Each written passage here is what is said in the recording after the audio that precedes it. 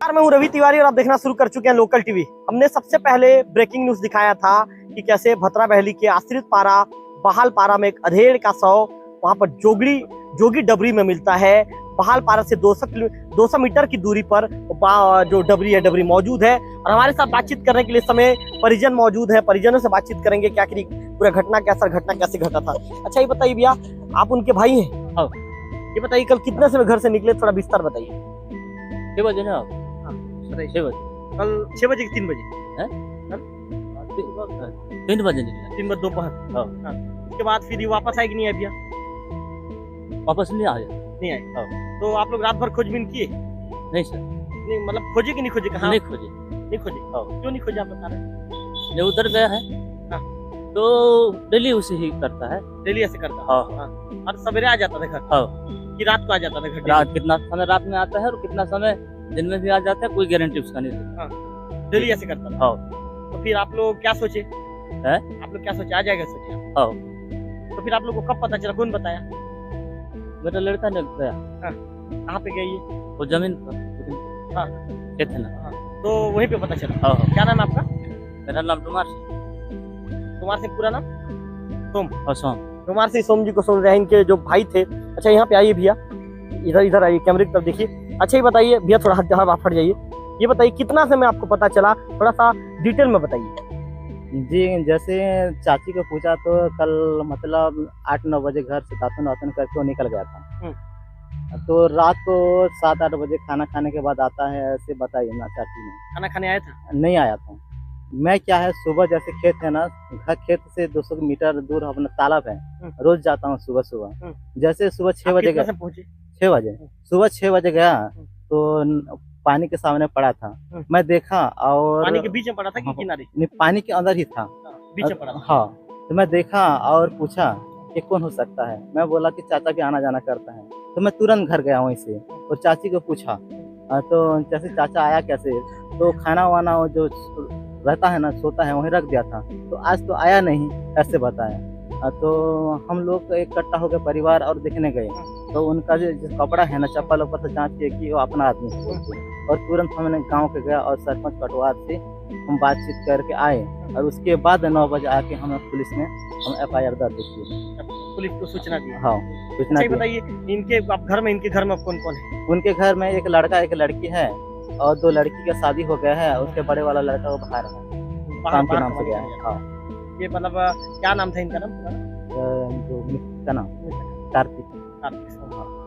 तो ये जैसे डुमार सिंह जी बता रहे हैं कि डेली घर से निकल जाता था क्या? हाँ, वो काम वो करता नहीं था। वो सुबह ही जैसे घर से दातन करता था तो पड़ोसी गांव है ना, खलिया भाटा पतरा वाली, वो ऐसे घूमते फिरते रहता था ना।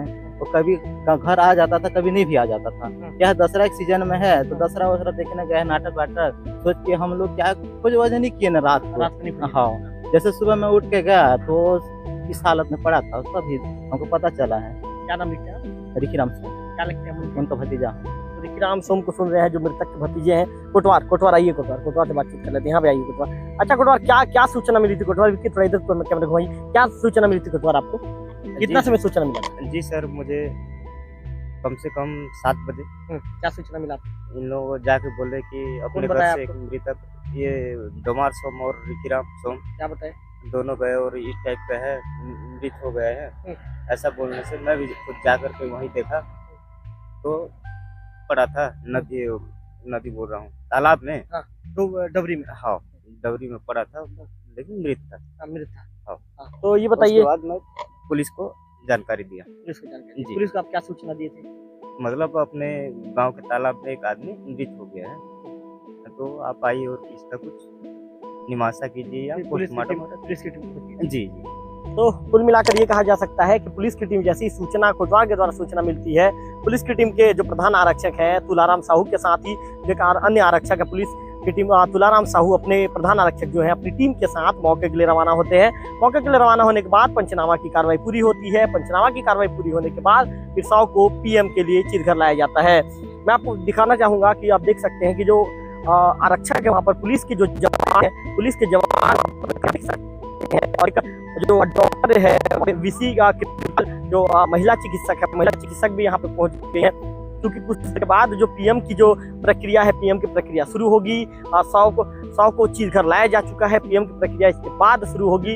इसके बाद पीएम की प्रक्रिया संपन्न होने के बाद फिर बॉडी को परिजनों को सौंप दिया जाएगा।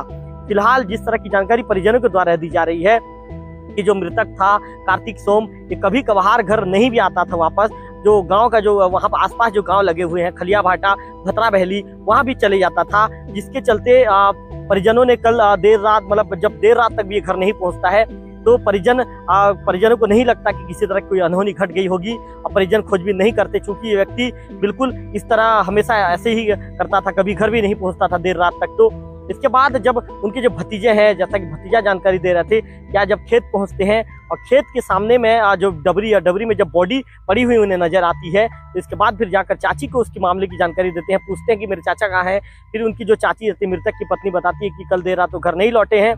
इसके बाद पूरे लोग जाकर जब खोजबीन करते हैं, देखते हैं, तो कपड़े के आधार पर पहचान होती है। मामले की जानकारी कोटवार को दी जाती है। कोटवार के द्वारा देवभोग पुलिस को मामले की सूचना दी जाती है। देवभोग पुलिस मौके पर पहुंचती है, पंचनामा की कार्रवाई कर 100 को पीएम के लिए लेकर चीर घर आती है। कैमरा पर्सन विक्की के साथ रविकांत तिवारी, लोकल टीवी।